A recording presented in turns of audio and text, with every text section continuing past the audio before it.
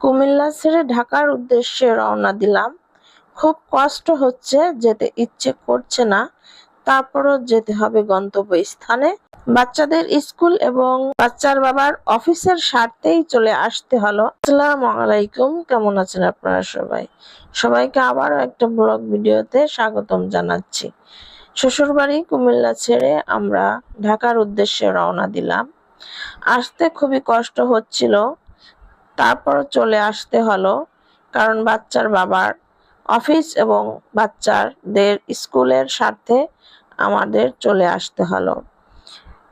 1 সপ্তাহ হলো শ্বশুর মারা গেছে, সেখান থেকে আসতে খুবই কষ্ট হচ্ছে। তার কথা খুবই মনে পড়ছে এবং তার স্মৃতিগুলো ভুলতে পারছি না। খুবই কষ্ট দিচ্ছে, কোনো কিছুই ভালো লাগছে না। কাজে কর্মে, খাওয়া দাওয়া, লাইফস্টাইল